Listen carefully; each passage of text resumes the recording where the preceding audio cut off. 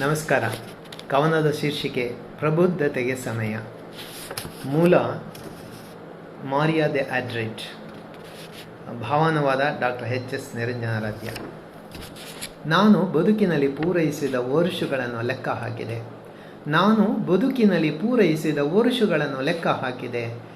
ಸವೆಸಿದ ಸಮಯಕ್ಕಿಂತ ಉಳಿದಿರುವ ಸಮಯ ಕಡಿಮೆ ಎಂಬ ಅರಿವಾಗಿದೆ. ನಾನು ಜೀವಿಸಲು ಮುಂದಿರುವ ದಿನಗಳಿಗಿಂತ ಕಳೆದು ಹೋದ ಇಂದಿನ ದಿನಗಳು ಹೆಚ್ಚಿದ್ದವು ಎಂಬ ಅರಿವಾಗಿದೆ. ಸಿಹಿಯಾದ ದ್ರಾಕ್ಷಿ ಹಣ್ಣುಗಳು ತುಂಬಿದ ಬಟ್ಟಲನ್ನು ಹಿಡಿದುಕೊಂಡ ಬಾಲಕ ನಾನೆಂಬ ಭಾವನೆ ಬರುತ್ತಿದೆ. ಆ ಬಾಲಕ ಮೊದಲಿಗೆ ಇಡಿ ಹಣ್ಣುಗಳನ್ನು ಹಾಗೆಯೇ ನುಂಗಿದ. ಅಯ್ಯೋ, ಇನ್ನು ಕೆಲವು ಹಣ್ಣುಗಳಿವೆ ಎಂಬುದ ನೋಡಿದ. ಈಗ ಒಂದೊಂದೇ ಹಣ್ಣನ್ನು ಚಪ್ಪರಿಸಿ ನಿಧಾನವಾಗಿ ಸವಿರುಚಿಯನ್ನು ತೀವ್ರವಾಗಿ ಅನುಭವಿಸಲು ಆರಂಭಿಸಿದ. ಸಣ್ಣ ಪುಟ್ಟ ವಿಷಯಗಳಿಗೆ ಗಮನ ನೀಡಲು ನನಗೀಗ ಸಮಯವಿಲ್ಲ. ಅಹಂಕಾರ ಸ್ವಾರ್ಥಗಳು ತುಂಬಿರುವ ಸಭೆಗಳಲ್ಲಿ ಕುಳಿತಿರಲು ನನಗೀಗ ಆಸೆಯಿಲ್ಲ. ಸಣ್ಣ ಪುಟ್ಟ ವಿಷಯಗಳಿಗೆ ಗಮನ ನೀಡಲು ನನಗೀಗ ಸಮಯವಿಲ್ಲ. ಅಹಂಕಾರ ಸ್ವಾರ್ಥಗಳು ತುಂಬಿರುವ ಸಭೆಗಳಲ್ಲಿ ಕುಳಿತಿರಲು ನನಗೀಗ ಆಸೆಯಿಲ್ಲ.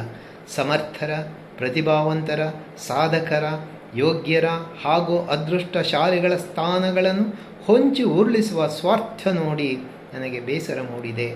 ಮುಗಿಯದ ಸಂಭಾಷಣೆಗಳಿಗೆ ನನ್ನಲ್ಲಿ ಸಮಯವಿಲ್ಲ.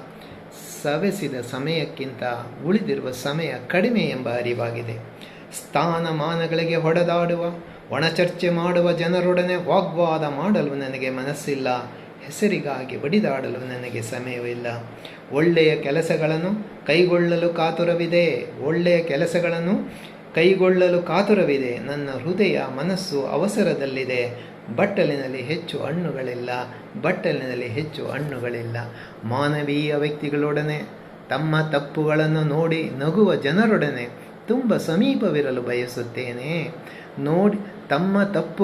ನೋಡಿ ನಗುವ ಜನರೊಡನೆ ತುಂಬ ಸಮೀಪವಿರಲು ಬಯಸುತ್ತೇನೆ. ಮತ್ತು ಇತರರಿಗೆ ಕೆಸರು ಎರಚುವ, ತಮ್ಮ ಸಾಧನೆಗಳ ವೈಭವೀಕರಿಸುವ ಸ್ವಹಿತಾಸಕ್ತಿಗಳೇ ತುಂಬಿರುವ ವ್ಯಕ್ತಿಗಳಿಂದ ದೂರವಿರಲು ಬಯಸುತ್ತೇನೆ. ಸವೆಸಿದ ಸಮಯಕ್ಕಿಂತ ಉಳಿದಿರುವ ಸಮಯ ಕಡಿಮೆ ಎಂಬ ಅರಿವಾಗಿದೆ.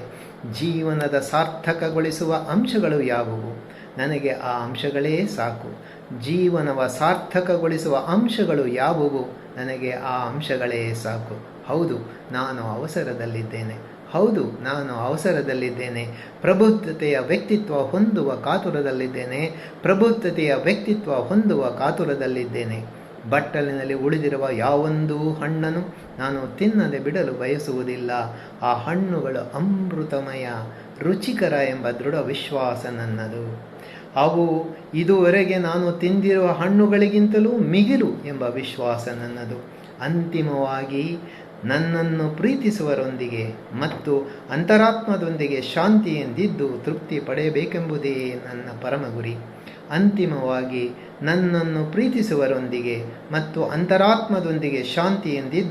ಪಡೆಯಬೇಕೆಂಬುದೇ ನನ್ನ ಪರಮ ಗುರಿ. ಸವೆಸಿದ ಸಮಯಕ್ಕಿಂತ ಉಳಿದಿರುವ ಸಮಯ ಕಡಿಮೆ ಎಂಬ ಅರಿವಾಗಿದೆ. ನಮಸ್ಕಾರ.